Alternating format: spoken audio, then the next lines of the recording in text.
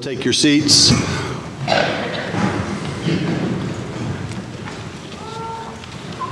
Welcome to the 2022 Northwestern Athletic Hall of Fame induction ceremony. I am Dan Armstrong, the Director of Athletics for Northwestern High School. I am so very glad that all of you could join us here tonight for this special evening. I would like to take a moment and welcome back our many alumni that it's good to see that have gathered here tonight, some of them being inducted, some of them coming to support those who are being inducted. Certainly good to see you all back. Welcome home. Northwestern High School began in 1948 as a consolidation of Howard, Clay, and Irvin schools. For the past 74 years, we have grown athletically to now offer 20 varsity sports and 31 developmental level teams from 5th to JV. We compete as members of the Indiana High School Athletic Association. Over the past 74 years, there have been so many talented coaches, athletes, and contributors. We have joined together tonight to recognize and honor those who have made a difference, have had an impact, and who have led the way for others to follow. If we could now rise and face the flag as we play our national anthem. Tonight, our anthem will be played by Mr. Jeremy Snyder, Northwestern High School Athletic Band Director.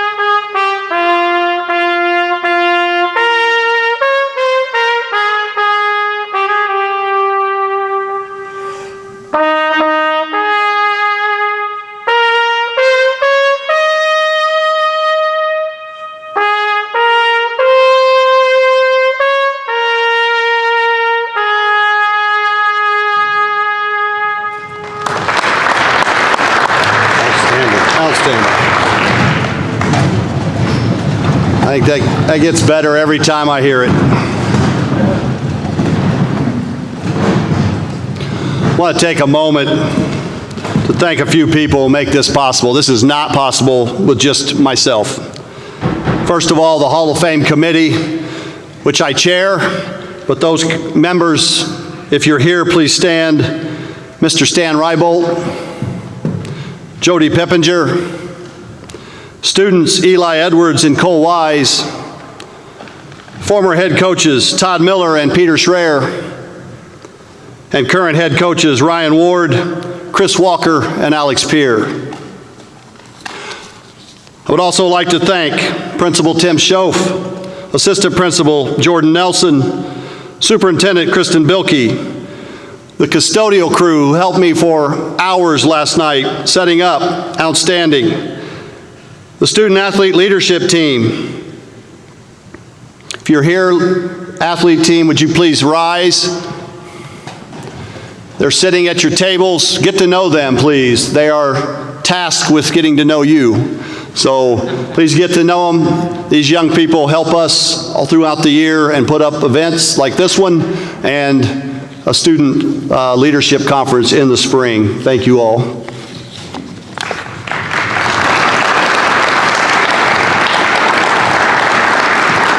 Also like to thank Windmill Grill, who's setting up the food, which we'll enjoy a little bit later. Thank you for the great food that they will give us tonight. And then all of you who came to honor those who have done great things here at Northwestern. Thank you for supporting them and being a part of this night. This is, without a doubt, my favorite night of the year. Of all the things that we host, when we started this is enjoyable because we get to hear the stories of those who have paved the way for those who are here, like the young people that just stood up. Those are the idea behind this Hall of Fame, was to honor those and then have mentors, if you will, for those who are coming through now. So a little bit of an explanation and a purpose of the Hall of Fame. The Northwestern Athletic Hall of Fame is organized as a way of maintaining the heritage and tradition of successful athletic programs at Northwestern High School. In addition, it serves as a means of recognizing, preserving, and honoring athletes, coaches, and individuals who made a significant contribution to the athletic programs at Northwestern High School. Many individuals have been influential in the Tiger tradition of excellence and have been exemplary accomplishments on the athletic fields and in support of Northwestern athletic programs. The Northwestern Athletic Hall of Fame honors the contributions and accomplishments of these individuals who are worthy of recognitions and examples for others to emulate. The Northwestern Athletic Hall of Fame is organized into 3 wings. If you were in the Hall of Fame, you may have seen that. There's a contributor wing, a coach's wing, and an athlete wing.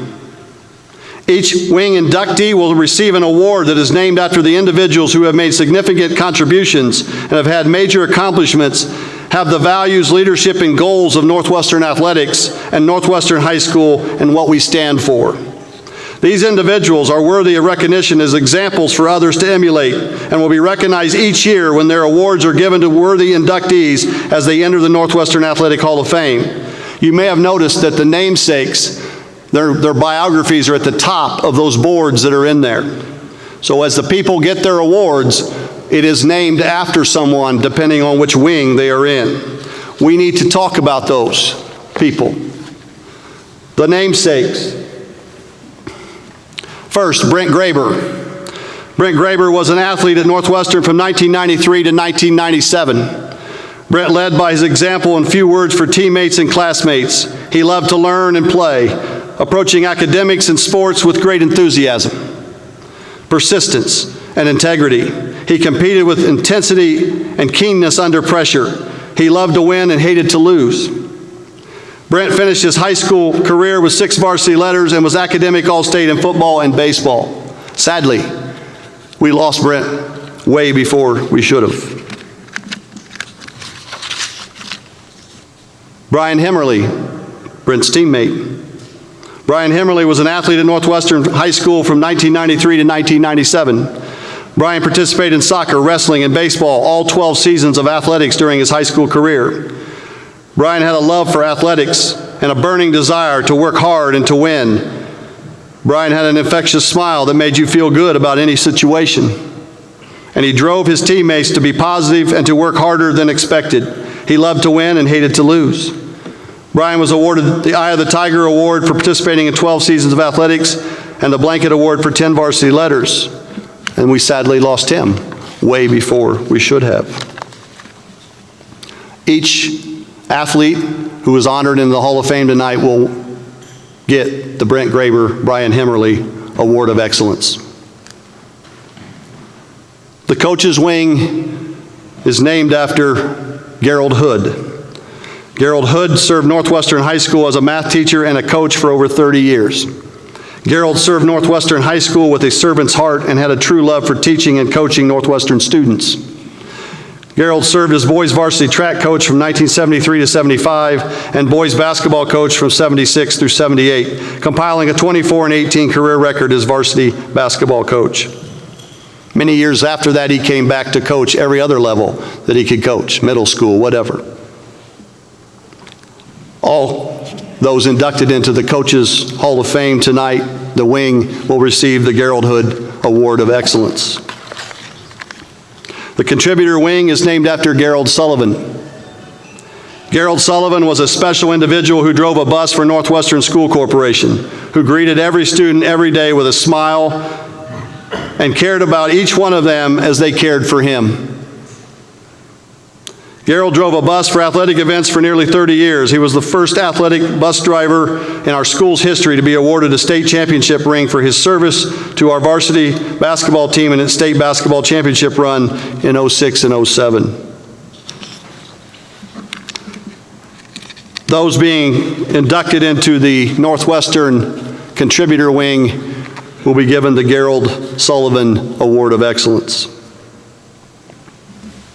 You guys came here to watch us induct 8 people tonight. A little bit different situation because last year we lost this induction because of a pandemic. So we are honoring both the class of 21 and the class of 22 tonight. Before we eat, we will do the class of 2021, which will be 5 individuals.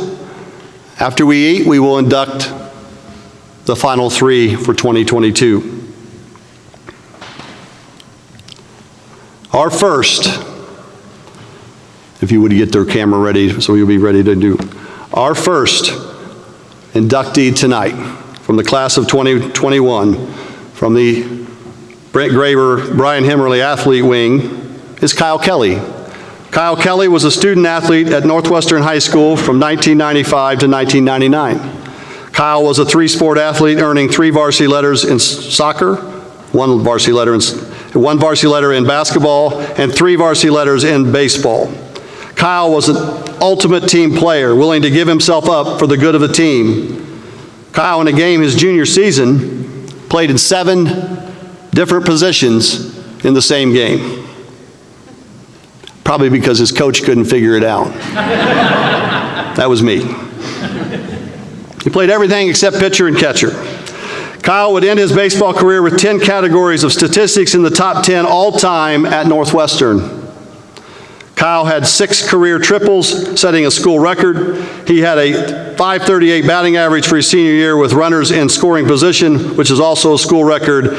He is top 10 statistically at Northwestern in his career in the following categories. Hits with 106, 6th all-time. 8th, 80 runs scored, that's 6th all-time. 90 games started, that's 6th all-time. 90 games played, 9th all-time. 32 extra base hits, 9th all-time. 254 at-bats, 7th all-time. 297 plate appearances, 9th all-time. 21 career doubles, 10th all-time. 34 stolen bases, 9th all-time. His .406 career batting average is also 13th all-time in Northwestern history. Kyle was selected MIC Conference first team in baseball after the 1998 season. He was awarded the Northwestern Baseball Mental Attitude Award in 1998 and the Most Valuable Baseball Player Award in 1999. He was also chosen as the Offensive Player of the Year in 1999 with his .473 batting average, 11 doubles, and .538 RISP batting average that year. Kyle attended Northern Kentucky University on a baseball scholarship for 1 year and then transferred to Marion College to continue his baseball career for sophomore through senior seasons. Kyle is married to his wife, Missy, and they have 2 children, Meredith and Kaylin. Ladies and gentlemen, Kyle Kelly.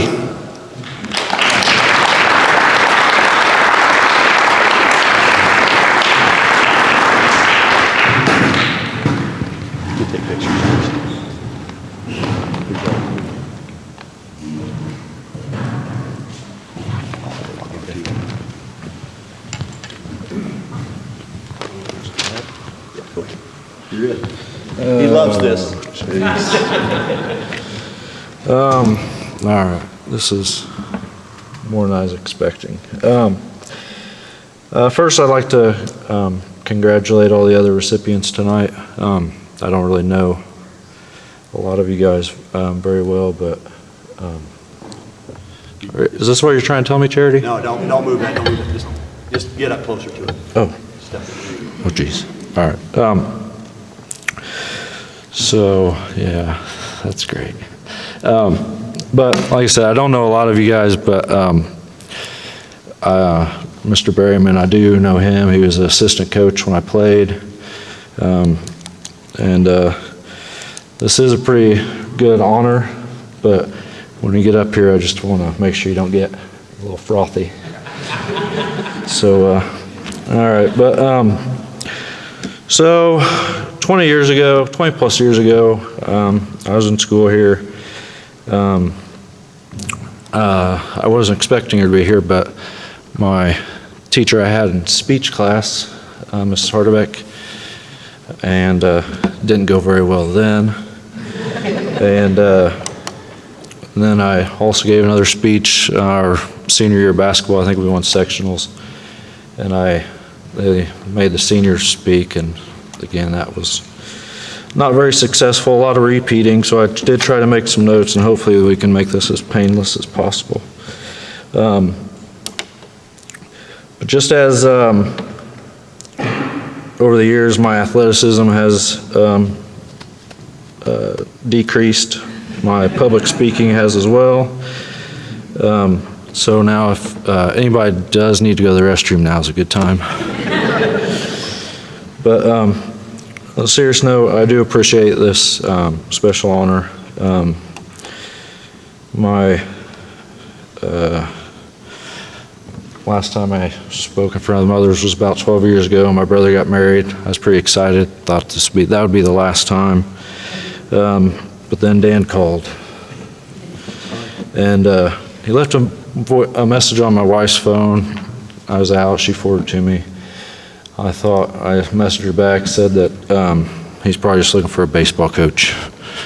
And then a minute later he called and he told me about this honor. And so when he called, I was instantly froze in fear, didn't know what to say. So I do want to tell you thank you. Appreciate it. For the last 3 weeks of stress you've caused.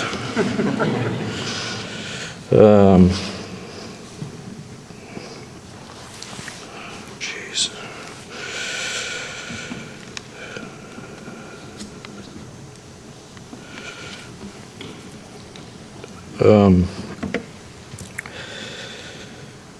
So, as I failed to get you guys out of here with the bathroom break, I also didn't let my parents know about the award. I was trying to keep the crowd down as much as I could. But as those of you that don't know them, they are here tonight.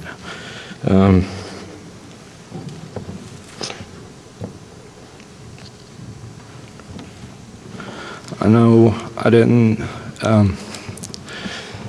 I was young and didn't know any better to let you guys know that I appreciate all you guys did for me.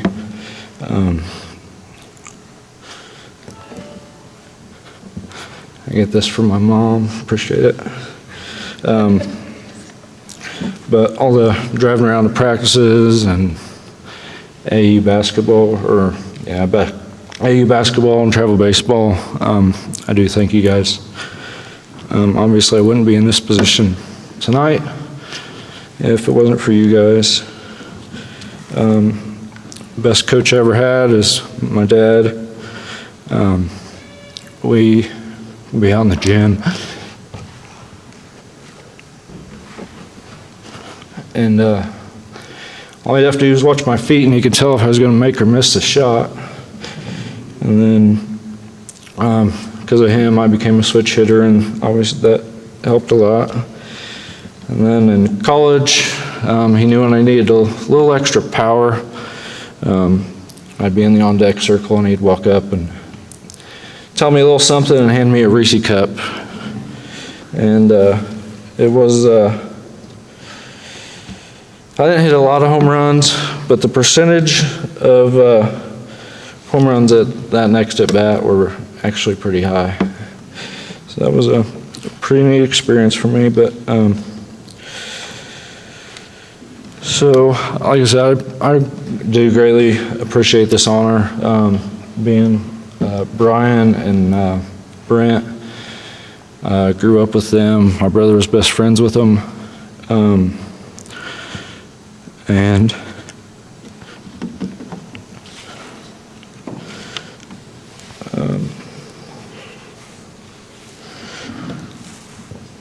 So it's just a great honor. They were great leaders, and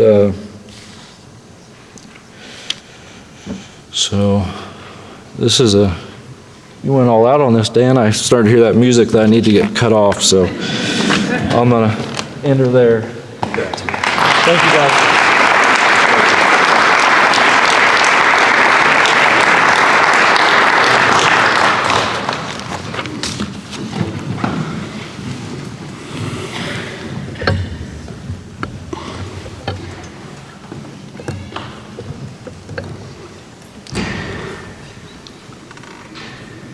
He's being a little modest. I know he doesn't like public speaking, but Kyle was a tenacious baseball player who would do anything you ask him. He'd give himself up. He would lay a bunt down. For the longest time, he used a very small bat, short, 30, 31 inch. But he got it through the zone, and he did a heck of a job. So an outstanding player, three-sport athlete. And I will tell you, he was dumbing himself down a little bit. He was a great player. That's why he's here tonight getting this award. And yes, when I did call him, he said, I said, that's a great honor. You deserve every bit of it. So you're going to hear a lot of great players and coaches and contributors tonight, and he's just starting us off right.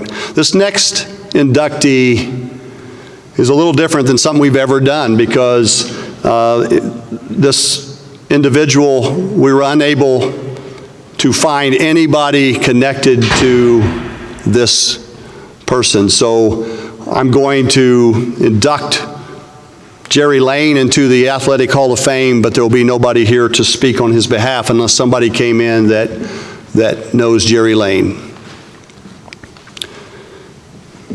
Okay, Jerry Lane was a student athlete at Northwestern from 1949 to 1953. Jerry Lane is the Northwestern high school record holder today in the shot put with a distance of 54 foot and 9 inches. Jerry was a sectional champion in the shot put in 1953. He was also the IHSA state runner-up in the shot put in that year, 1953. Jerry attended Indiana University and competed in track and field from 1953 to 1957. In 1957, at the NCAA National Championships, Jerry placed 5th in the shot put to earn NCAA All-American status. The incredible part about Jerry is that his record still holds today, which is an incredible thing. You also, when you read about Jerry had a very unusual method of throwing. He actually launched himself off both feet. His coaches at college tried to change that. I'm not sure they did or didn't, but obviously whatever he continued to do worked, because his senior year he was an NCAA All-American. So Jerry Lane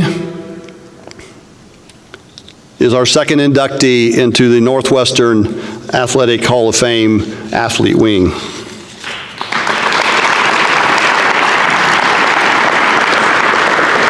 Jerry's plaque will go into our Hall of Fame to be on display, since we cannot give it. So that plaque that would have gone to him will now reside in the Northwestern Athletic Hall of Fame. Our next inductee is Matt Miller. Matt Miller was a student athlete at Northwestern from 2006 to 2010. Matt was a two-sport athlete competing in the sports of soccer and wrestling. Matt was an academic all-state selection in soccer in 2008. In 2009, as a midfielder, Matt was selected first-team All-MIC Conference. Matt was named most valuable player on the Northwestern soccer team his senior year. In wrestling, Matt set and holds the all-time Northwestern record for career wins at 168. Which is not likely to ever be broken, simply because of the rule change that does not allow wrestlers to wrestle as many times in a season as they once did. He has most team points in a career, 894. Most takedowns in a season, 72.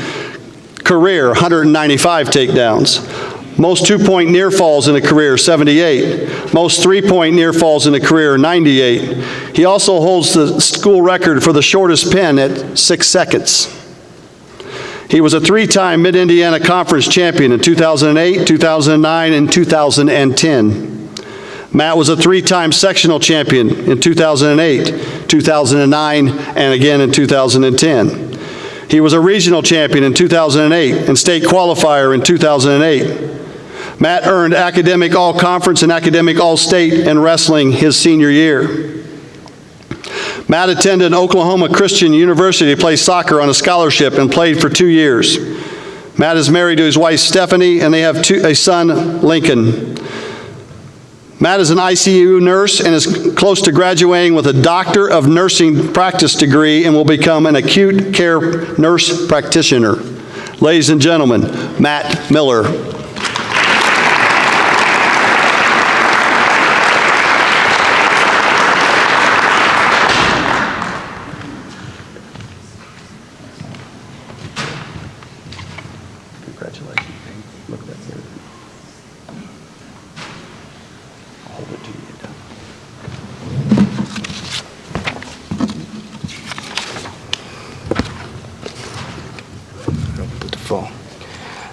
I don't have much to say.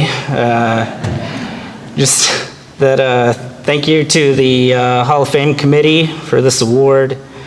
Thank you to my parents for everything you let me put into sports and put into my high school career. Just kind of walking back in here, I didn't really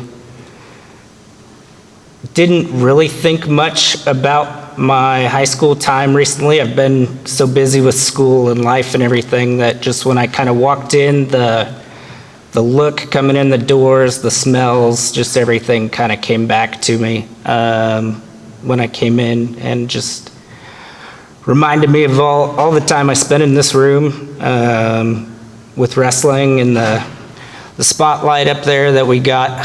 I think that might have been my freshman year, I don't know, but that was one of the big changes as we kind of grew the program that just started turning out really well. But aside from my parents, I guess I want to thank all my teammates and coaches, Jim Corcoran, Jim Wagner, my dad, Eric Brem, and then all my teachers that put up with me too, whenever I paid attention. That was difficult a lot of days, but luckily I got to go after school and take out all my energy at soccer and wrestling and spend a lot of time there. But I guess just thanks.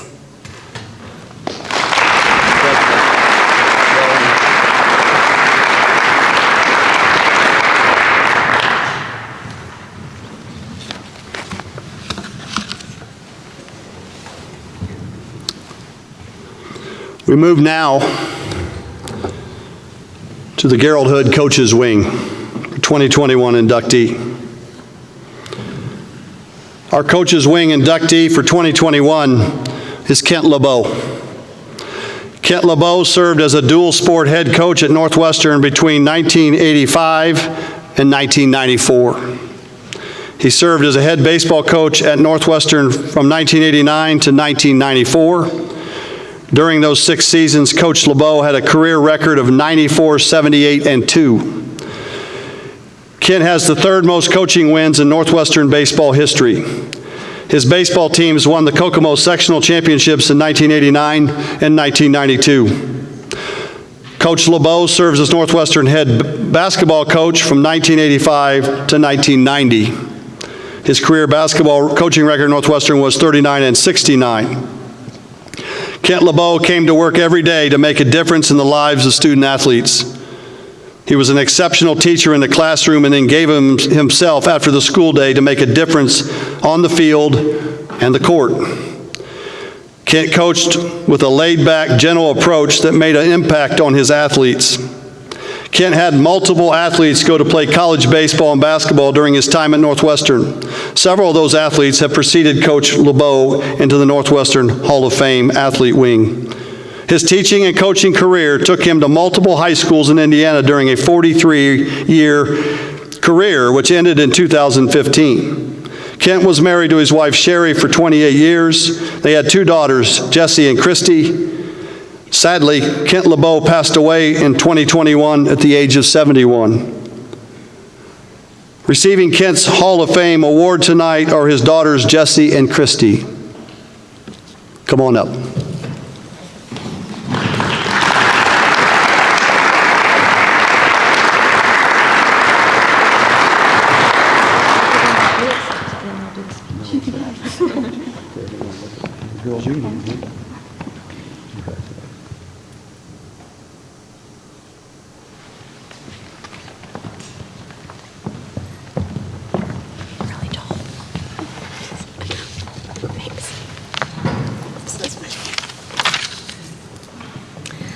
Hi everyone, my name is Christy and this is Jessie, and we are lucky enough to call ourselves Kent's daughters. We are so grateful to have the opportunity to speak on his behalf. For those of you who don't know, Dad battled leukemia for about 5 years and passed away this past July. Just beginning, I can't interrupt yet. I know we would all much rather have Dad up here, but we will do our best to do him justice. And if that means that we have to brag about our dad for the next 5 minutes, twist our arm, we'll do it. But to start, we know Dad want to point out the very large number of LeBeaus in the room. We have a very tight-knit family, and the brothers, sisters, nieces, nephews, and in-laws that all showed up today to celebrate Dad proves that. He loved you all so much and wouldn't have been the amazing coach without your support, so thank you. Also in Dad's speeches, since he was a math guy, he was always sure to include a statistic or a number. So here's a number for you all. 3,285.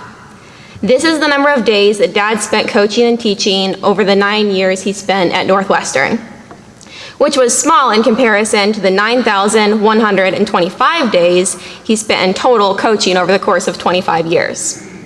However, none of these days were as important as that one rainy day in 1991 when the Northwestern baseball coach and the Northwestern tennis coach had to share a gym for practice. This one day would change the trajectory of their lives, and it's the reason why Northwestern holds such a special place in our hearts. Mom and Dad met here and began the greatest love story. Mom and Dad were each other's biggest fans, and they continued to support each other in every aspect of their lives for the next 30 years that followed. To say the least, a lot of memorable things happened here, but not all of them were rainbows and sunshine. One particular incident comes to mind. Dad always told us the story of how he was working out one day by himself and was bench pressing without a spotter, dropped the barbell on his face, busted his lip, and had to get stitches. I don't know how many times he told us this story.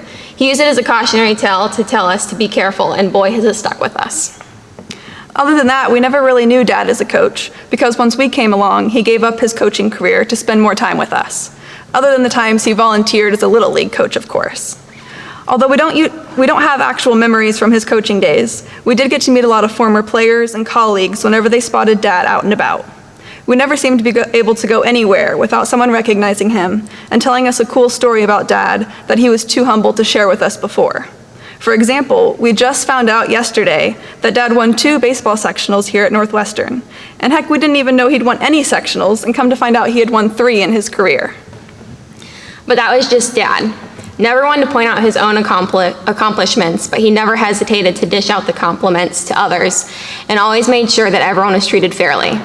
Mom said there were many sleepless nights that he spent wondering if he should have given a student 1 extra point on a test, or making sure when he gave athletic awards that he was always fair.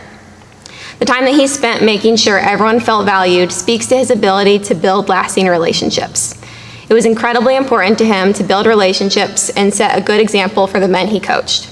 When people think of Kent LeBeau, they think of his kind nature and his patience, just 2 of the things that made him such a great coach. And when we were thinking of examples of this, what came to mind was his calm demeanor in the classroom.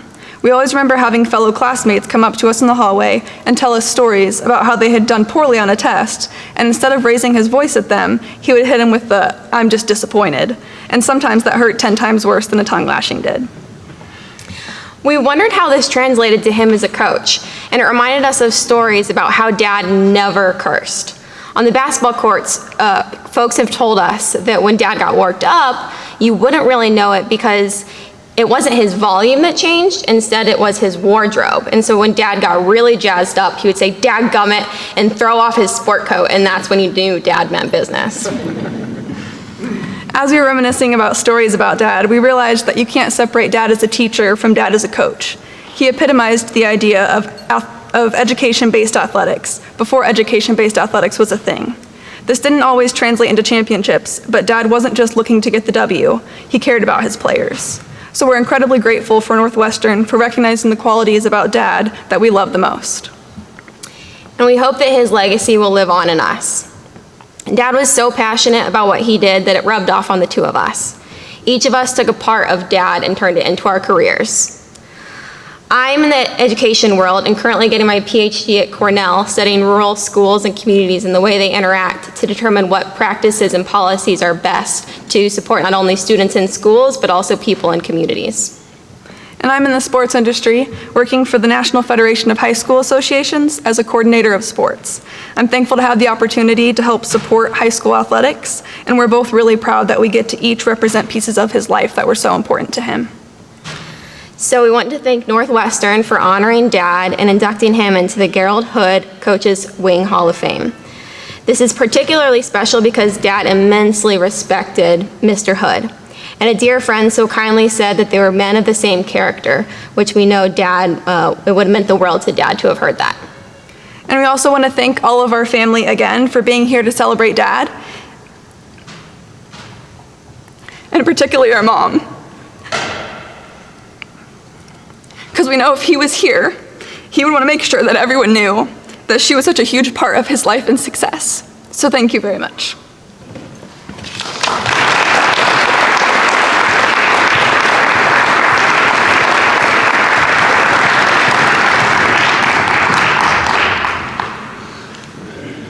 You know, I stand up here in front of you as spending 34 years at this great place, and I guess cherish the years that I got to spend with Coach LeBeau.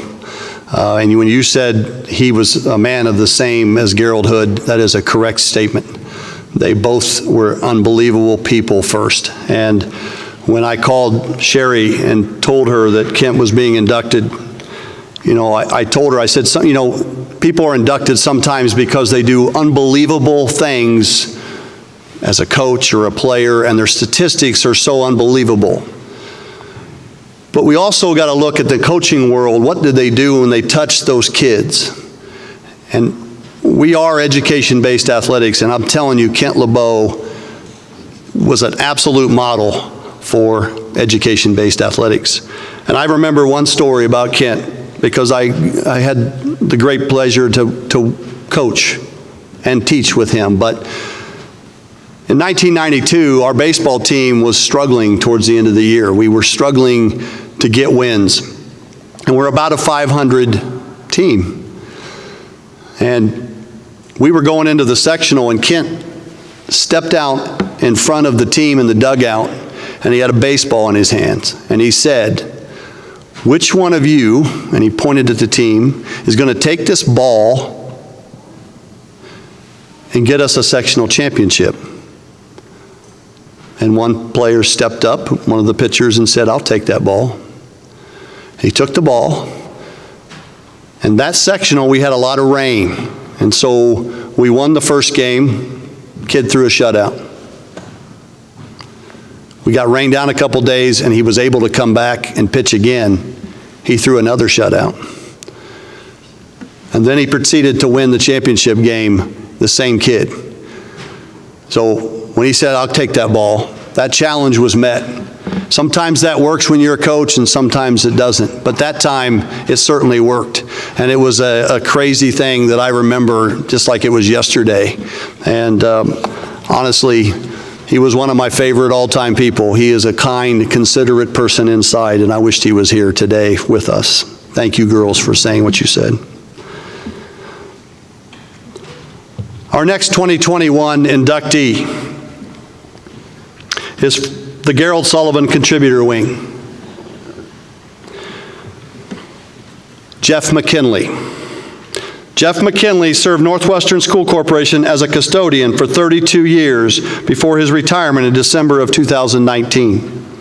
3 different athletic directors over more than 3 decades relied on Jeff McKinley to serve in various roles as it related to hosting of athletic events. Jeff served as the athletic event setup custodian for nearly 2 decades. I will speak from my perspective. It got to the point where I didn't even worry about it. I knew it was already set up. When he left, I had to worry about it again. Jeff also served for many years as a support person as athletic event supervisor, ticket taker, bench worker, chain crew, and announcer at athletic events. He was an invaluable member of the athletic department team during those years he worked for Northwestern. Jeff McKinley also served Northwestern Athletics as a middle school coach.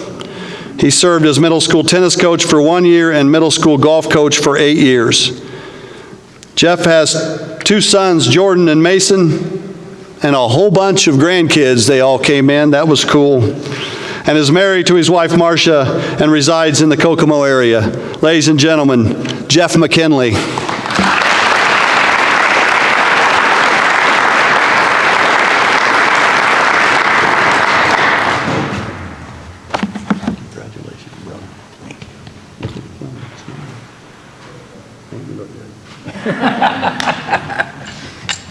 Oh, wait until you hear what I have to say.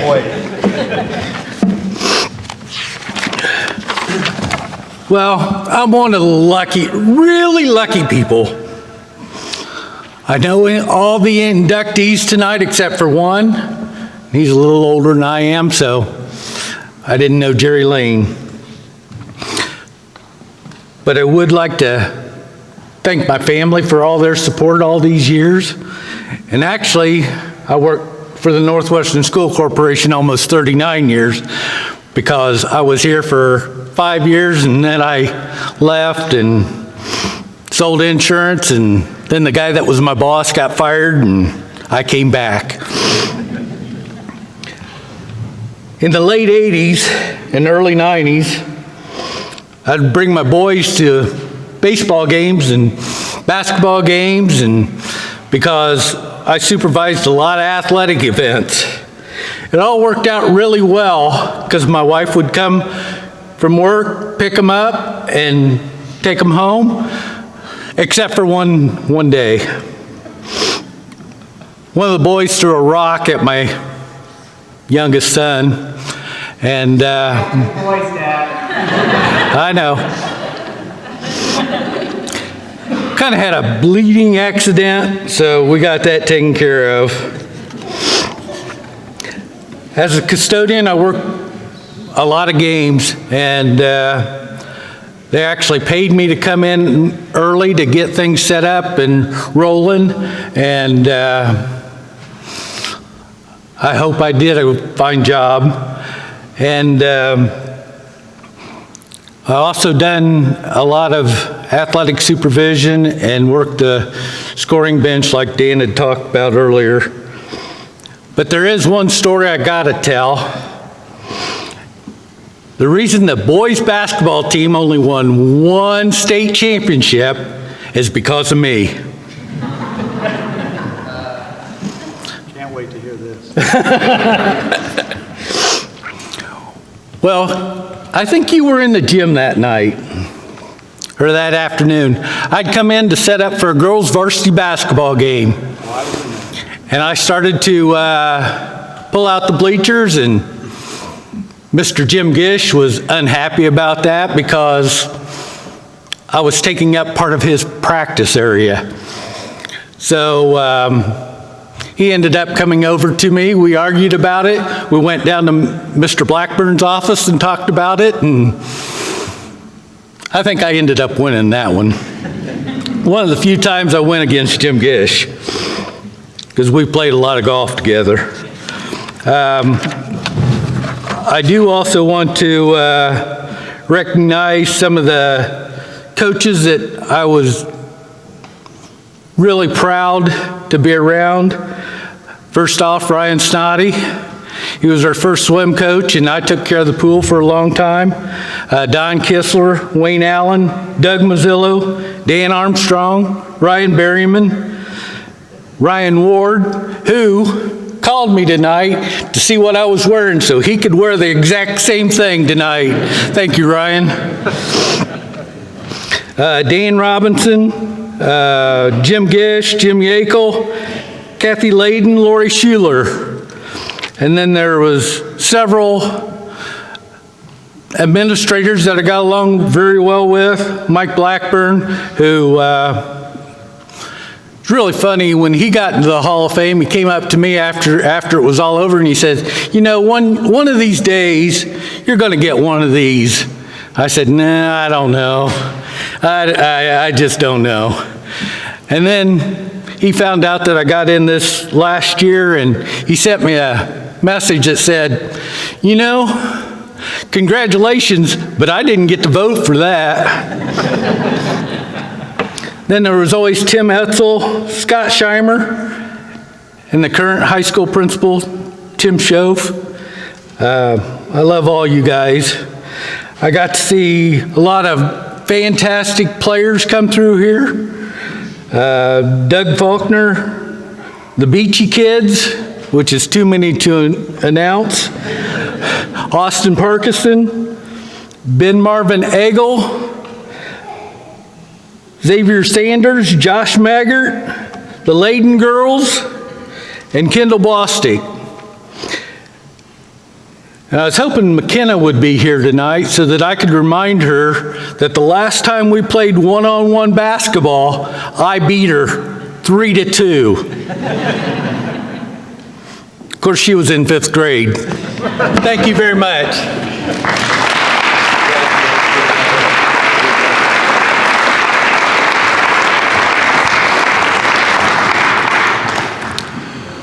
You know, as an athletic administrator, and I tell this to ADs all over the country, you've got to take care of those people who take care of you.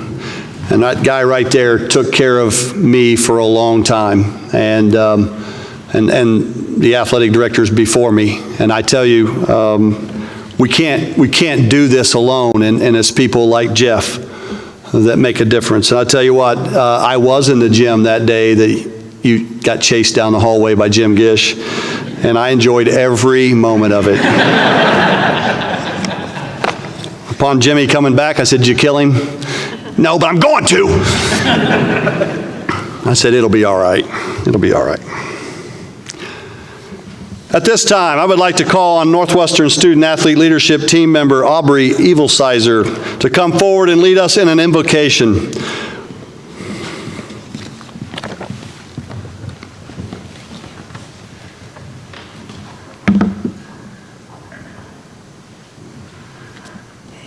Please bow your heads. Oh, wrong one, sorry. Please bow your heads. Okay. Dear Heavenly Father, thank you for allowing us the opportunity to gather here today to celebrate the significant accomplishments of the former athletes, coaches, and contributors we are honoring tonight. We're thankful for this opportunity to reconnect and rekindle relationships with each other and spark new ones. I pray for good health in everyone in this room and their families. May you bless them with your love and joy.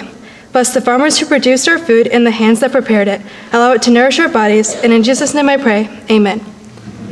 2022. We were going to start with the Brent Graber, Brian Hemmerly Athlete Wing. Our inductee for 2022 in the Athlete Wing is Jimmy Corcoran. Jimmy Corcoran was a student athlete at Northwestern from 2005 to 2009.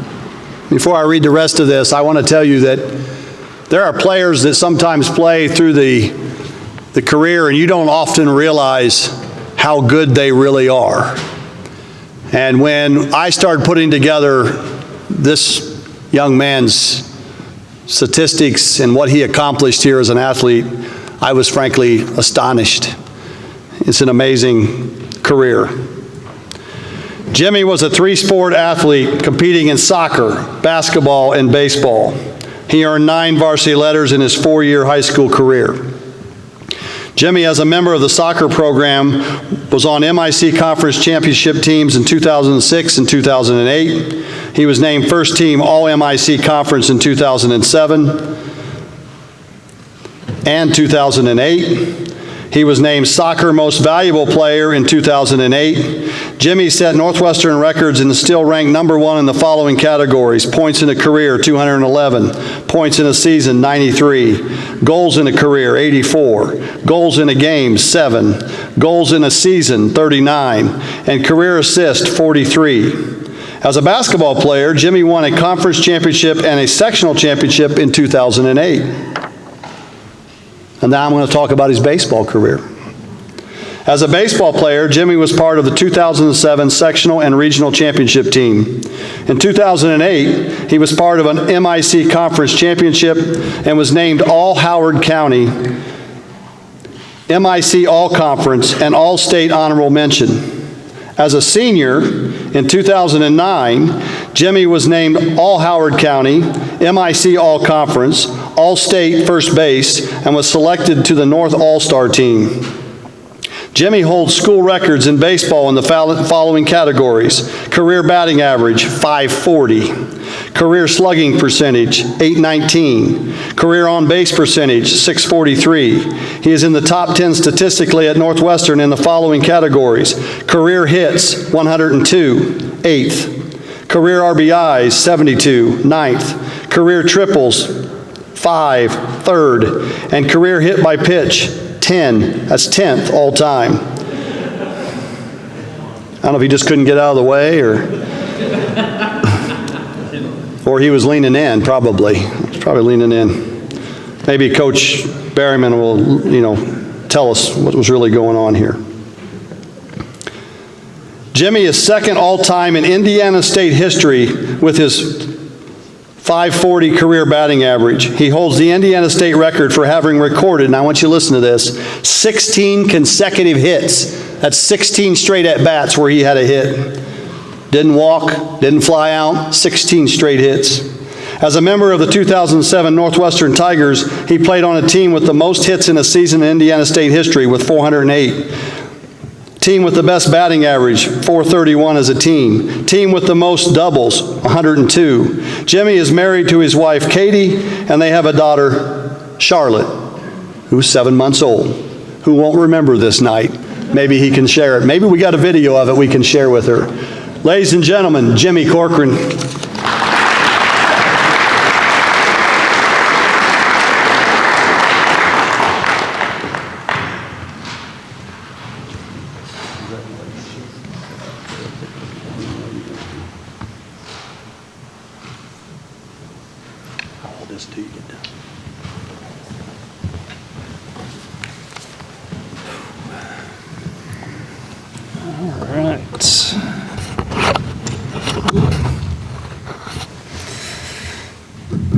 There we go.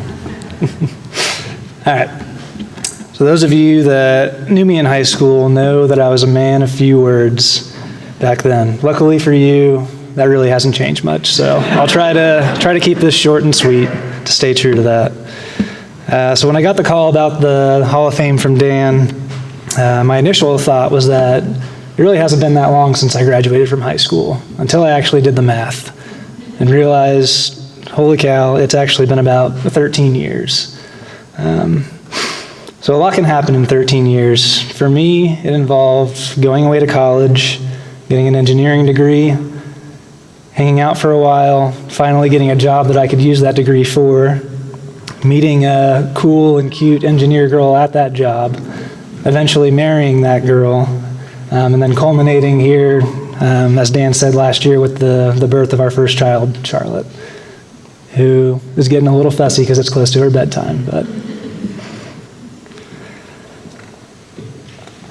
so although the The challenges and accomplishments of high school sports may seem very different than what we see in the real world.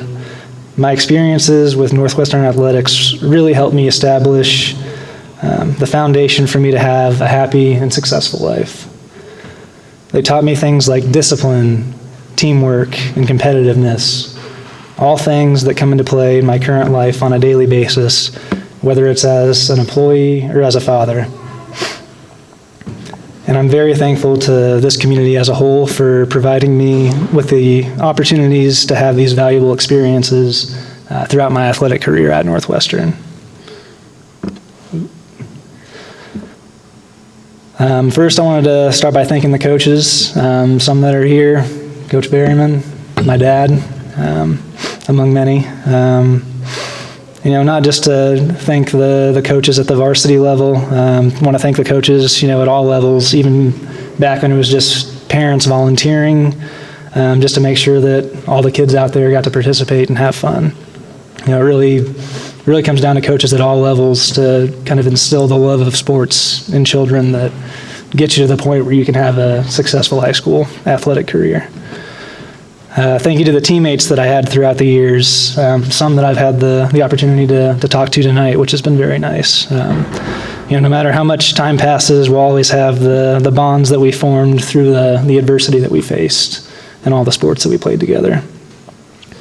Thank you to all of the fans, donors, volunteers, everyone that, even if it was played a small role, came together to make the experience seamless and exciting for the athletes that were participating.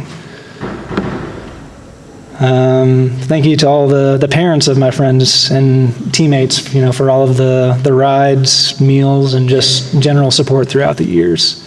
Definitely one of those things where, it takes a village, and it's always good to see when the parents can kind of team up to get kids to games and practices, because everybody has a lot going on for sure.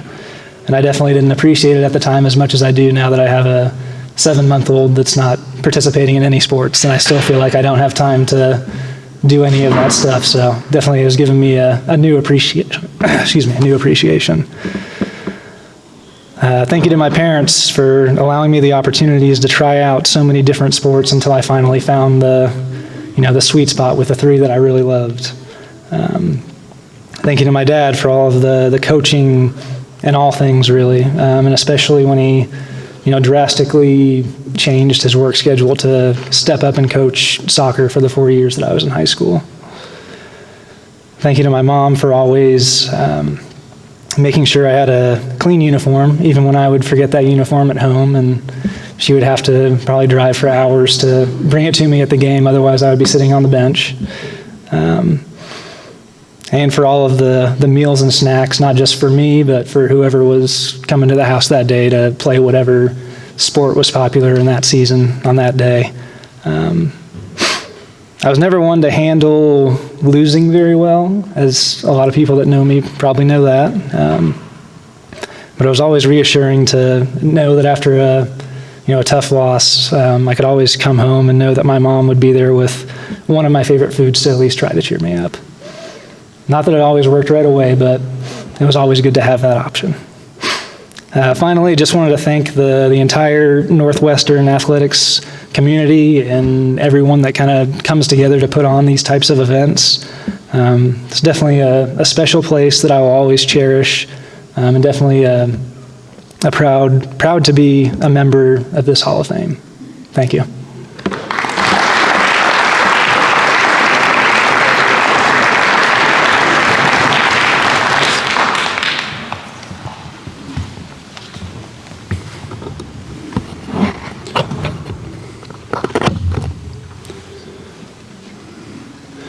Jimmy said he didn't like losing. He didn't very often. That's a good thing. So, very successful career. We move now to the Gerald Hood Coaches Wing for 2022. Our 2022 inductee is Coach Ryan Berryman. Ryan Berryman served as head baseball coach at Northwestern from 2001 to 2011. During those 11 seasons, Coach Berryman had a career record of 226 and 86. Ryan has the most coaching wins in Northwestern baseball history. His teams won 2 MIC championships, 2001 and 2008, 4 sectional championships, 2001, 2002, 2005, and 2007, 2 regional championships, 2005 and 2007, 1 semi-state championship in 2005, and his team was state runner-up in 2005. Ryan was named District Coach of the Year 3 different times. He was named the Indiana All-Star Coach twice. He served as the Indiana Junior All-Star Coach from 2004 to 2011. He coached 7 Indiana All-Stars while at Northwestern and had 18 players named All-State. Ryan coached 25 collegiate players while at Northwestern and 1 player who played Major League Baseball. His teams hold state records for doubles in a season, 102, hits in a season, 408, and a team batting average of 431. Coach Berryman served as the president of the Indiana High School Baseball Coaches Association in 2009, and he served as associate scout for the Seattle Mariners from 2002 to 2011. He continues to coach, and as of 2022, Coach Berryman has amassed a 306 and 108 career coaching record. Ryan is married to his wife Amanda. He has 3 sons, Rhett, Avery, and Cal. Ladies and gentlemen, Ryan Berryman.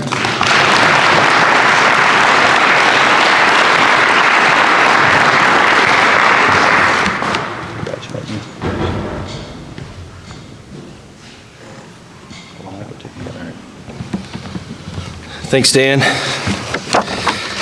First of all, congrats to all the inductees tonight. I want to mention Kent LeBeau. I went to Western and we graduated from there. We always looked up to Kent LeBeau. So I graduated in '94. And what you guys are saying about your father, he was a great man. We envied him. We looked up to him. Just as opponents, just to have respect for your opposing coach. He always treated us with respect, and he's a great guy. I got to coach against him too. When I started here, he was at Twin Lakes. So just a class act, and just want to point that out. I want to give a shout out to Ryan Ward. How you doing, Ryan? Ryan's head coach here at Northwestern. We're good friends. Really look forward to playing him, but he's got the best team in the state of Indiana this year. So no pressure, Ryan. He's going to be highly ranked this year. Yeah, I am willing to admit that. We got beat by them last year in the sectional, so we text a lot, and we're good friends. But I was in my conversations with him that I'm just trying to figure out a way to beat Northwestern, so that's what we're trying to do. So, and that stresses me out, trying to worry about beating those guys. And I've been stressed all week trying to come up with this speech. So this is going to be like Congress. They've yielded their time back to me, so my speech is going to take a while, so I apologize. Going through this process, it's brought me back to some good memories and given me some time to reflect on my time here. I had forgotten that I almost wasn't hired for this baseball job. I just started thinking back, and it almost didn't happen. So I coached with Dan. He's a head coach, and he had decided to get out. So in the summer 2000, he let me know that he was stepping down, and I'd been his assistant for 2 seasons, and Mike Blackburn was the AD at the time, and he took my name to the school board to be hired as the head baseball coach, and I'm pumped and I'm excited, but it got tabled for 2 meetings. It was said I was too young. There's maybe somebody else that they're considering. That hurt a little bit, but being who I am now at 46 years old and being in education, I'd have walked away at this point, but I was young and excited, and I got that experience. So I'm very thankful to Mike Blackburn for taking a chance on me. Thankful for Ryan Snoddy, who's here, superintendent at the time, who took a chance on me. I really appreciate it, and I appreciate Dan's support at the time. He wrote a glowing recommendation for me to be head coach and stood up for me, so I really appreciate that. So every coach remembers their first team, whether it be fond memories or a good learning experience, or sometimes you question, why did I even sign up for that? But for me, it was an incredible experience. My best friend, Steve Bagby, was the varsity assistant. We put together a good staff. Our philosophy was coach the kids up. Let's have some fun. Winning's going to take care of itself. So we wanted players who could help us win now, we could win next year, and then we could develop some kids in the future. And that was going to be our philosophy then, and it still is my philosophy today. So we got the best 30 guys together, and we went out to try to accomplish our mission to put something together. Our first year, we were a scrappy team. We had arms, we could hit, and we played like we had something to prove. We also were very confident, and too confident at times. So I had to come up with some one-liners and some quotes to kind of keep us grounded. And they became benchmarks for our program. So quotes like, if what you did still looks big to you today, then you haven't, or sorry, if I screwed that up. If what you did yesterday still looks big to you, then you haven't accomplished anything today. And also, don't regret tomorrow what you can get done today. So our motto became really no excuses, just get it done. That senior buy-in in that first class was incredible. We went on to finish second in the state, had a 22-5 record. We won our conference for the first time in 43 years. And we won the sectional. Jeff Trueblood was named to the North All-Star team. We had 3 players earn All-State. We had a freshman named Perry Biko, the Vulture. He went 13-0 that year, and was Rookie of the Year in the state of Indiana. We had a year that was a difference maker in changing the trajectory of our program. Our staff, parents, players, administration bought in and to what we're trying to do and build, and that was a program that could be sustainable from year in and year out. So in our second year, we started 7 freshmen. One was Brandon Beachy. But we took our lumps early. We were 8-12 through 20 games, and then we rattled off 9 wins in a row. We won our sectional again, beat a Texas commit on the mound that we had no business beating. But we felt good about our future at that point. We'd won 17 games, back-to-back sectionals, and our core of our team was still there. The next 2 years, we combined to win 41 games, and in 2005, we advanced to the state finals, losing to a very good North Posey team. That was a great group of young men, just a fantastic group of kids. That squad was led by Brandon Beachy, who's an all-state third baseman and North All-Star, who was named the State Mental Attitude Award winner for the class of 2A. He had a good bat, was outstanding on defense, had a strong arm across the field, but constantly had nagging elbow injuries. So we'd put a bucket next to him in practice, and he'd take ground balls and just put it in there. But he was a fantastic third baseman and leader for that team. Who would have ever guessed that he'd become a major league pitcher? I'll get to Brandon a little bit more here in a few minutes. Our 4th sectional championship came in 2007. That's the best team in school history. We finished 28-6. That was another outstanding group of young men. Great kids, great students, great parents. Our batting average for the season was over 400. We were athletic. Unfortunately, we lost in the Final Four that year. That team set state records that still stand today. Hits in a season with 408, doubles 102. We're still 6th all-time in total bases, 6th in extra base hits, and our 407 average is still 7th best all-time. We're truly an offensive juggernaut. The next year in 2008, we set the state record for, that still stands today for batting average. We hit 431. It's incredible to think about. If a team hits 330, they're good. If they hit 350, that's where teams start to separate themselves. And 370 is getting it done. We hit 431. It's amazing. As a team, we struck out less than 3 times a game. Everyone could fly down the line. Our best kept secret is we kept the grass high here at home so we could beat out all the infield grounders. But they were tough. They were tough outs, and they were scrappy kids. It was a very fun team to coach. Between 2008 and 2011, we continued our tradition of averaging over 20 wins a season, compiling an 82-23 record over those 4 seasons.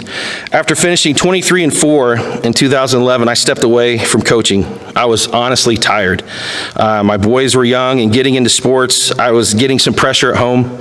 So sometimes life forces you into changes and you go in a different direction.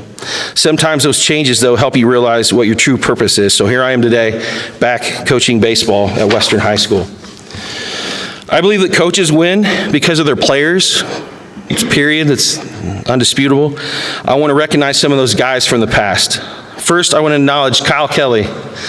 I had the pleasure of coaching Kyle as an assistant under Dan. He was a smooth fielding infielder, good stick, great bunter, had a nose for the game. He was competitive and always wanted more reps.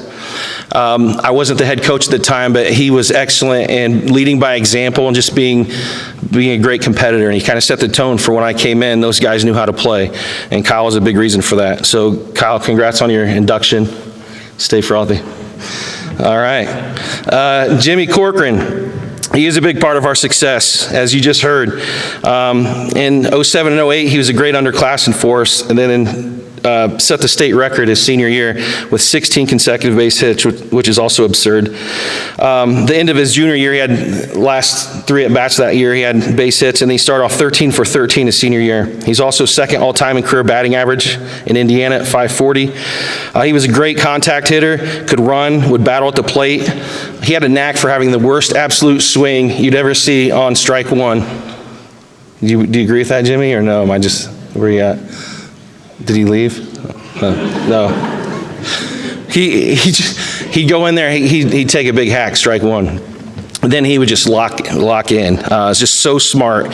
He'd work a count, he'd drive the opposite field gap, and he was just a gamer for us. So, Jimmy, congrats on your induction to the Northwestern Hall of Fame. As far as him getting hit by pitches, I'm not sure what was that, what was all about. I don't know. But he's probably, I don't know, not to get a double, triple, or home run hit off of him, just to kind of put him on. But some more players I want to acknowledge. North All-Stars: Jeff Trueblood, Perry Bico, Brandon Beachy, Alex Smith, James Reed, Jimmy, and Brian Beachy. Collectively, they led their teams at a high level and were recognized as being elite players at their position. Prior to me being hired, we had just 2 All-Stars in school history, which were Ted Merrill and Josh Whaley. So we had 7 All-Stars in 11 years. I think that speaks volumes to how these players helped establish our program and move it forward. I'm very proud of what those guys accomplished. All-State players: Jeff Trueblood, Darren Graber, Kyle McDonald, Perry Bico, Austin Kreitz, Brandon Beachy, Alex Smith, Kyle Beachy, Alex Ridlin, Nathan Miller, James Reed, Jimmy Corcoran, Danny Turner, Luke Miller, Austin Henderson, and Brian Beachy. 19 times our players earned All-State honors in 11 years. Prior to 2001, we had just 2. I'm proud of the way that those guys laid it on the line every night and every day in practice and brought our program recognition. Jeff Trueblood, he's a Northwestern Hall of Famer here. What an intense competitor. He ran a little hot under the collar. Dan and I had to rein him in a little bit, but he had talent. He was passionate about the game, 100% bought into what we were trying to build. He was the alpha of the 2001 class, my first year, and without him leading the others to buy in, our program could have gone a different direction. He was confident in his abilities. I was confident in what we were trying to accomplish, and together we meshed really well. Jeff helped put me on the map as a coach and put this program on the map to be respected. Jeff, you're a lifelong friend. I appreciate you and the continued support. Stay frothy. Thank you. All right, Brandon Beachy. We all know Brandon had a great career, Northwestern Hall of Famer. What a coach's dream Brandon was. Hard worker, determined, great teammate, had a very quiet confidence about him. As I mentioned before, he had elbow issues as a freshman. I always have a rule that, you come into the program, you're a pitcher until we tell you you're not. So we try to get everybody on the mound, and he wanted to pitch as a freshman, but he just had arm pain, so we scrapped that.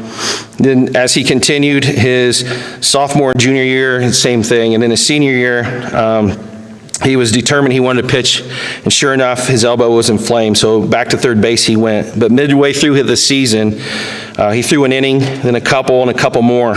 So he was a mid-80s pitcher, top out 87, 88, couldn't spin it a lick, couldn't throw a curveball, but his ball got on hitters pretty quickly. He was very raw, but there weren't any major colleges that wanted to take a shot on him. So, he went to Indiana Wesleyan and started at first base and third base there, but he got to pitch sparingly, about 50 innings through his first 3 years. But the summer of his junior season, he played in the Shenandoah Valley League, and his focus was just pitching as a reliever and trying to command the zone with his off-speed. His curveball was still spotty then, but he'd learned a new grip, threw it in a bullpen session. A couple nights later, he threw it the first time in a game action. It was an absolute hammer, and he was commanding the zone at 93 miles an hour.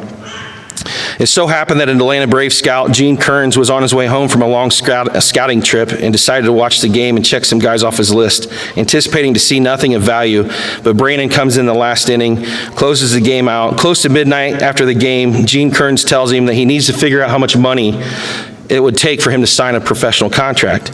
So Brandon calls me at 7 a.m. I'm worried. Why am I getting a phone call from Brandon Beachy at 7 a.m.? But calls me to tell me about his chance and opportunity to sign a professional contract. So I was an associate scout at the time with the Seattle Mariners. So I called our area scout, Dave Alexander, and was like, hey, this is an opportunity for Brandon. First thing he says is like, he can't spin it.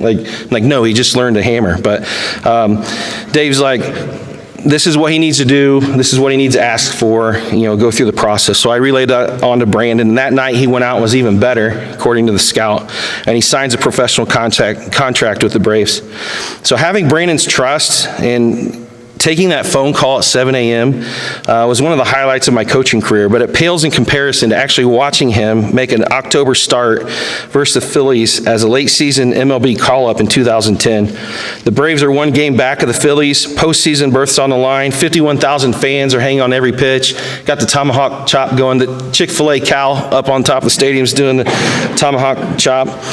Just an incredible, intense environment, and there's Brandon on the mound in total control. I was just so proud of him and just couldn't believe just his moxie and how he controlled the moment. And it was just also amazing that sore arm freshman was in the major leagues. It's just an incredible story.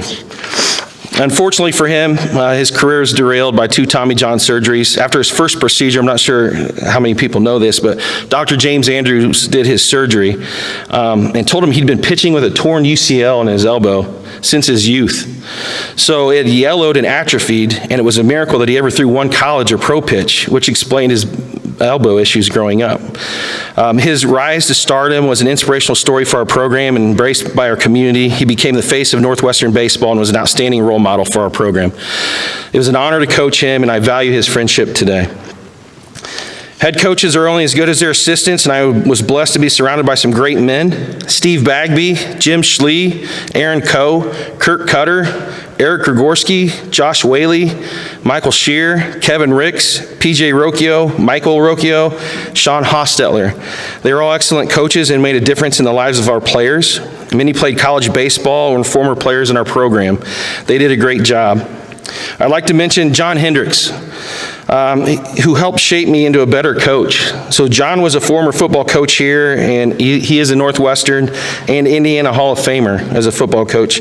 We taught together for a few years and developed a lifelong friendship. John had no ego. He was invested in the idea that together, all coaches in all sports should work together as one. He made our program better, and we made his program better by working together the way it's supposed to be done.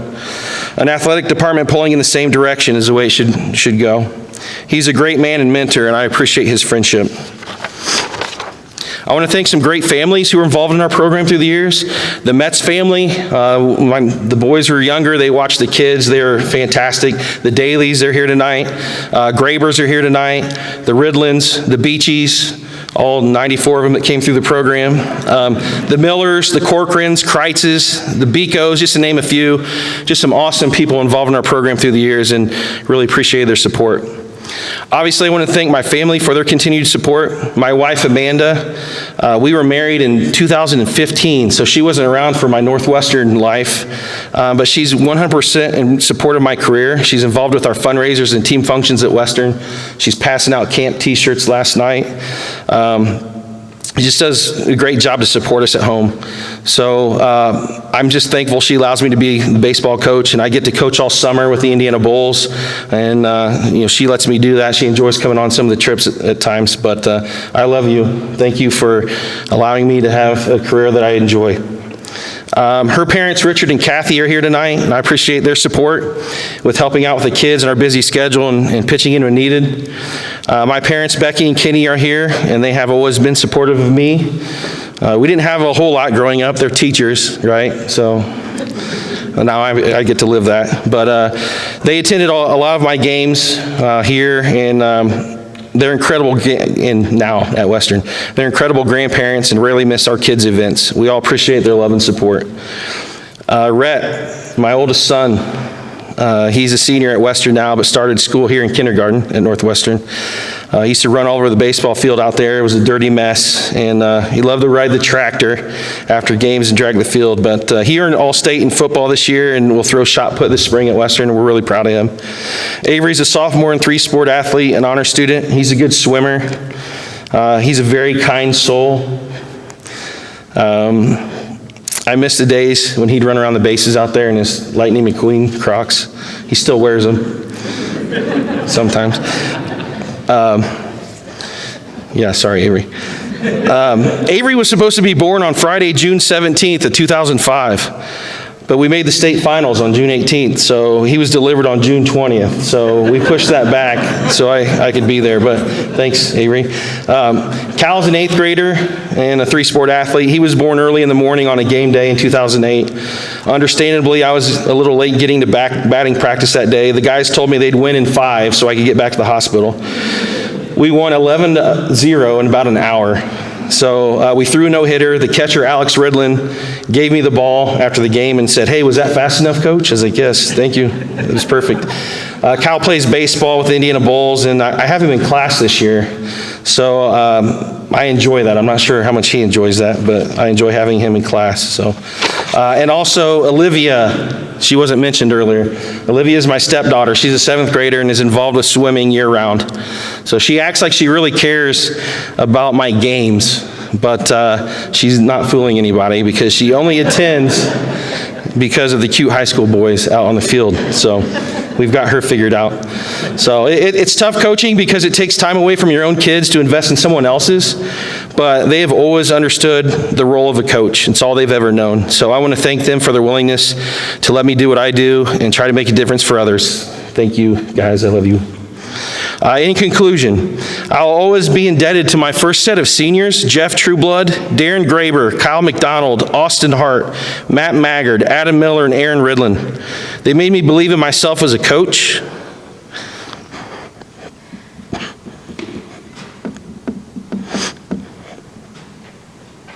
Sorry.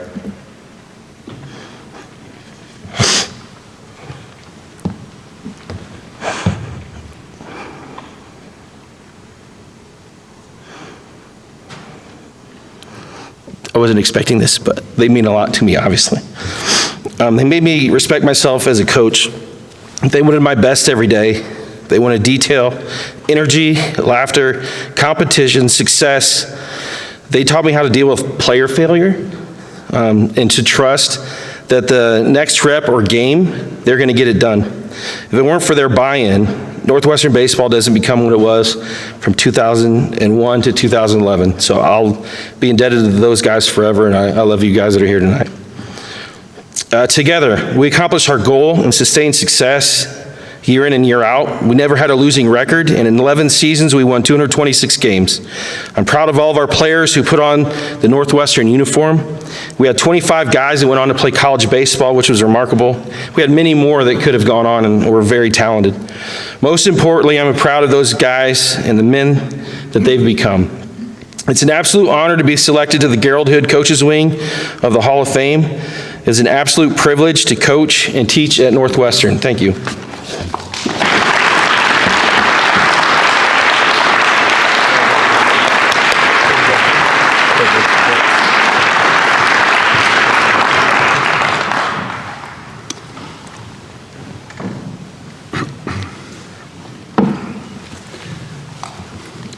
Here I thought Ryan was going to talk at length about the baseball field that we had for him, where we had to bail water. Quick story. During the time I was head baseball coach, we did a lot of renovation to that field, a lot of back-breaking renovation that we did. Ryan was my assistant, and then when he became head coach, we had a serious water problem in center field. Well, when I took over as coach, we had literally a pond in front of first base dugout that if it rained in April, it was still there sometime in mid-May. It would not leave. And our outfield was wet, and we couldn't figure out what was going on. We put warning tracks in, put tile in, nothing. Water, it would rain, and it'd just bubble up out of center field. We'd have sump pumps running all night. It didn't matter. It'd still be there the next day. So a few years later, as athletic director, I was working with the superintendent of grounds, Harold Seaman at the time, and we put in a lot of ditching up and around that field. I don't know if I've ever told you this, Ryan. We found, and the drainage people found, that the farmer across the way, their tile ran through our field, old clay, and it was broken down from there. And so when it would rain, their field would literally, in that corner over there, it would be 2 and 3 feet deep with water in that corner and just stay there. Well, we found out that water that was piled up and that was draining into our center field and pumping up, so no matter how much we pumped, we were pumping the neighbor's field out as well. And we cut that off, and our field actually got pretty nice. I solved it all, right. I just put turf in. We just figured that all out. We got rid of that. We had some good nights and days out there working on that field over the years. But well done. Congratulations, Ryan. A great career here. Right, our last inductee tonight, and I told my son the other day, some of you may not know I am retiring at the conclusion of this year. And I said, if I'm going to make the last induction, it's going to be this person. And I say that because of what she's done for me and what she means to me. She is my wife, but I'm telling you what she's done here is remarkable. Our next inductee, the Gerald Sullivan Contributor Wing, is Charity Armstrong. Charity Armstrong served Northwestern High School and Northwestern Athletics in multiple roles over a 16-year period from 2006 to 2022. She served as the Athletic Department Secretary for 4 years. That's hard enough, having to work with me. Charity served as the first Fieldhouse Supervisor, which opened up in 2006, and served in that capacity and still does to this day, and this will be her last year. They have a term for her in the Fieldhouse. I'm not going to say it here because she is a little rough in making sure that Fieldhouse remains pristine, and it still looks, for the most part, like it did in 2006 when it opened. Charity served as an event supervisor for volleyball for 16 years. She served as a varsity football ticket gate supervisor for 16 years, while also bringing in the sponsorships for hospitality rooms for the football press box during that same time. She was responsible for the incredible basketball game hospitality rooms for approximately 10 years. Bringing in sponsors and food for each home game during that time. And those of you who remember that, it was a meal like we just had just about every basketball game. Charity drove athletic team buses for 12 years. She's a CDL bus driver. She ran and operated the middle school concession stand for 5 years and had previously managed and operated the youth baseball, softball concession stand for a 6-year period.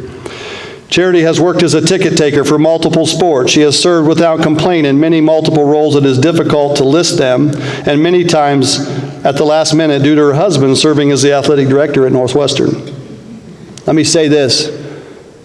Many days when I leave, she looks at me and says, if you need me, just call. Charity has served Northwestern as a willing partner without complaint with her husband throughout her 16 years as athletic director, and prior to that, when he served as a head baseball coach. She has helped make athletics work for Northwestern student athletics. Charity bleeds purple and has always truly wanted this school to be successful. It is my honor to bring up Charity Armstrong.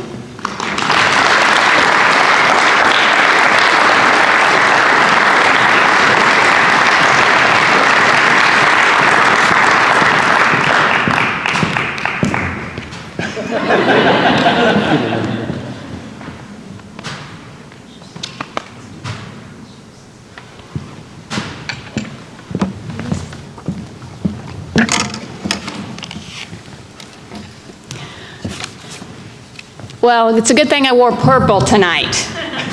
I kind of debated. I've really got this red thing that I like, and it's got some sequins and things on it, a little glitzier, a little bling it out. And I'm like, purple's my favorite color, anybody ask me.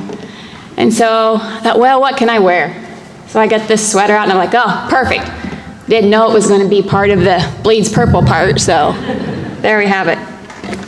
I have lots of papers up here. Keep in mind though, as I'm getting older, Dan thinks I need glasses. The doctor says just cheater dollar glasses from the dollar store. So it's like a 26 font. So not to worry, it won't be that long. You know, I kind of thought, I looked at Dan. Everyone tonight has talked about, oh, Dan made the call to them when they got the call. I didn't get a call. The normal, we're always working, it seems like, and Dan stated that he had a meeting on Sunday night about the Hall of Fame. I said, oh, okay, that's fine. I'll go to my job and I'll work for a couple of hours on Sunday night, no problem. I get home and he says, I need to talk to you. I'm like, what? And he says something like, congratulations. I said, congratulations? I said, what'd you do? Win the lottery? I said, did you win $3 this time instead of $2? Because, you know, our dreams are to retire on our lottery winnings, but he never wins anything. So he kind of laughed and no, he said, no. He says, you're being inducted into the Hall of Fame at Northwestern. And I looked at him and I'm like, I think my chin hit the floor. I'm like, what do you mean? He's like, you're being inducted into the Hall of Fame for everything you've done. I'm like, what do you mean for everything that I've done? I just do it. So I'm up here to tell you that I have no ERA, no batting average that I can quote or anything like that. I'm like, what am I supposed to talk about? He says, just go through the things that you've done. I'm like, well, okay. But I am kind of disappointed so far tonight about all you baseball people in here. No one has said anything or made mention to the fact that the MLB signed the contract and baseball is on again this year. Thank you. So I look back and I'm like, what did I do? Probably the first thing was the hospitality room. And that was a big thing back then. No one knew what the hospitality room was. We kind of started at Northwestern, and that was Dan's first year as an athletic director. And so I'm like, well, we want something different, something special. So we come up with that.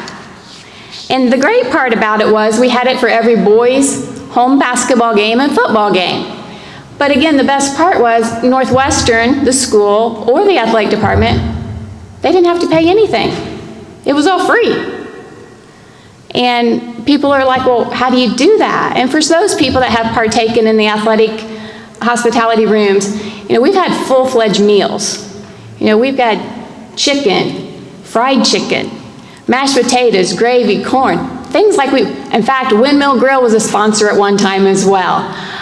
So I would just go out and get sponsors and tell the restaurants what we were doing, and they were all wonderful about jumping on board and never once batted an eye. Whatever I called for, they gave me. And boy, I tell you what, you can build some great relationships, and still to this day, Papa John's, they've been doing it for 16 years and they're still doing it to this day. And when I started that, I started to get to know the general manager at the time. And several years later, she moves into our subdivision, so now she's my neighbor down the street. So it makes it real convenient when I can't reach her. I just ride my bike or walk down there and say, hey, Coral, are you in again this year? And that's all I have to do now. Are you in again? They know what I'm talking about. So that makes it great. The networking and things that has been created over the years with people in the community, such as everyone here at Northwestern. Fieldhouse supervisor. I thought Dan was going to take everything I had in my little speech here tonight when he was talking, but the field house been open 16 years, and there's rules that were implemented in the field house, and everybody when I first started working thought that they were the charity rules, you know, no gum, no food, no drinks. There's signs on the walls down there that state those things, but people thought that they were my rules. And so at one point in time, I mean, I'm just there to uphold the rules that the school set out. And I know somebody's going to laugh at this, but after about the first or second year, somehow I got coined the Fieldhouse Nazi, you know. Even to this day, I even have people walk up, the guys, a lot of people will be messing with me. They start to walk into the field house and they start chewing like they've got gum in their mouth, waiting for me to say something to them, you know. They're like, I gotcha. I said, you didn't get me. I know you didn't have anything in there, but that's what they do. And just the other day, I was working in the field house and made reference to the fact that this has been open 16 years. And they're like, this is 16 years old? I'm like, yes, it is. And they're like, you can't tell it. I said, well, it's all the supervisors and everybody at Northwestern, from the custodians on, that make sure that it looks like this after 16 years. So that's a great testament to everyone. Even though when they're not happy, when I tell them they can't bring their drinks into the field house, I've gotten called a few words, let me tell you. Then I was dance secretary for 4 years. And people are like, well, how do you stand to work with your husband? How can you work with him all day and then see him at night, that type of thing? And I'm like, honestly, it was great. We had no issues, except for one time. There was really only one time that the 4 years that I worked with Dan, or worked for him, that I was really ever mad, really mad at him. And to this day, I can't even remember what it was, but I did not agree with the decision that he made, and I let him know it.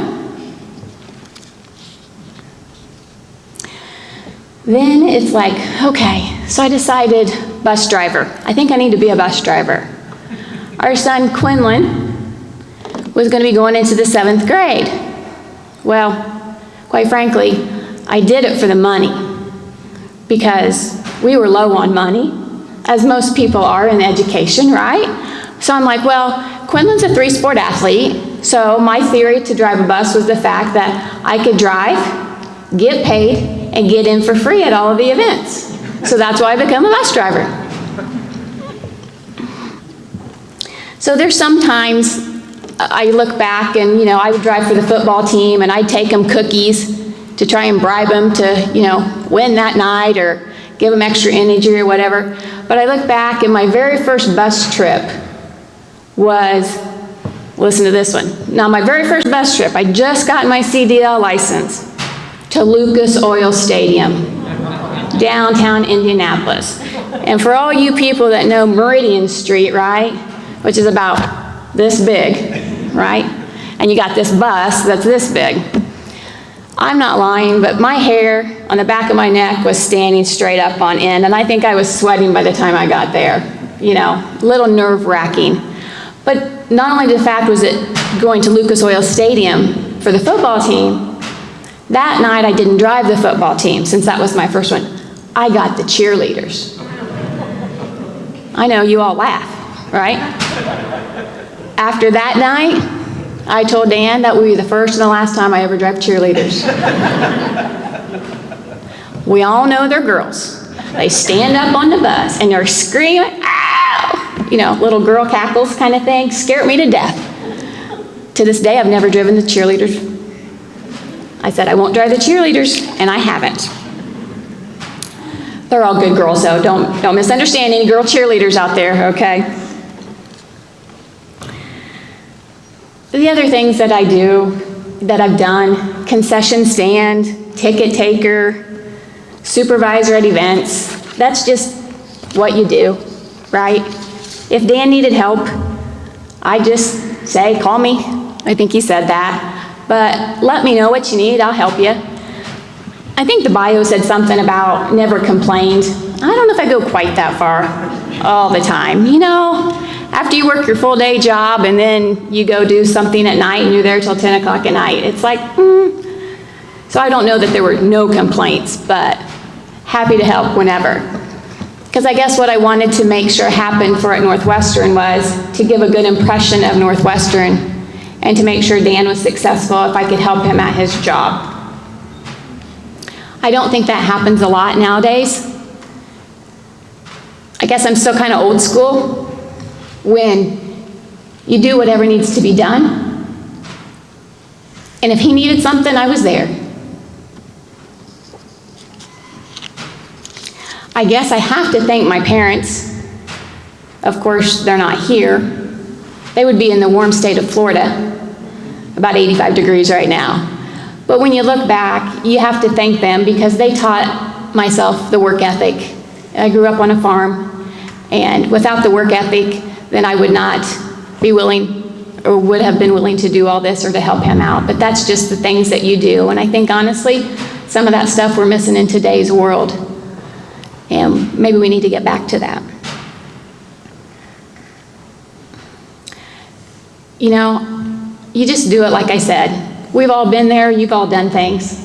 I heard Ryan talk about his wife and the things that you do. You pass out t-shirts, you do whatever needs to be done. Did I ever think it would lead to something like this? That never once crossed my mind. That you'd be in the Hall of Fame for taking tickets and passing out t-shirts and driving a school bus and staying up late, running the concession stand, whatever. I never thought of that at all. So I just want to thank everybody. My parents for the work ethic, Dan for always being supportive, our son Quinlan. You know, he and his girlfriend Jenna come tonight after they worked all day to support me tonight. So thank you. You know, you don't do this for the notoriety at all. You just do it because you have to. And that's what everybody in here has done. So congratulations to everyone going in tonight, for all of those people that have come before me and will come after me. So continue to support Northwestern. Continue to bleed purple. And thank you to everyone. I do appreciate it.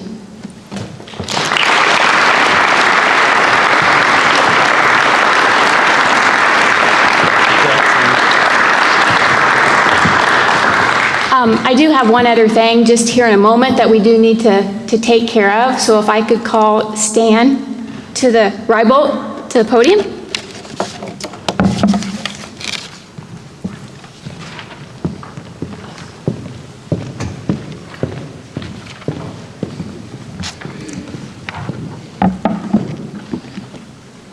Dan, you don't know anything about this. Takes a lot of time and effort to put this thing together every year. And it's now in its 7th or 8th year. Can't remember for sure. But no one realizes how much time it actually takes to do this every year. There's a lot of research and things. And being an AD, it's on top of that. So when Dan told Pete and I that he was going to retire, we decided we needed to do a little bit of something for Dan. So through all these years that Pete and I have worked together with Dan, I never thought I'd be up here doing this, but Dan, through your work on the Hall of Fame, Pete and I felt like we wanted to recognize you for your work on behalf of the Hall of Fame. We represent all those members of the Hall of Fame as we present you with this plaque, and it reads, "In recognition of the many hours to create and maintain the Northwestern Athletic Hall of Fame, we would like to thank you. As members of the Hall of Fame, we honor your contributions and what you have accomplished to recognize athletes, coaches, and contributors of Northwestern athletics."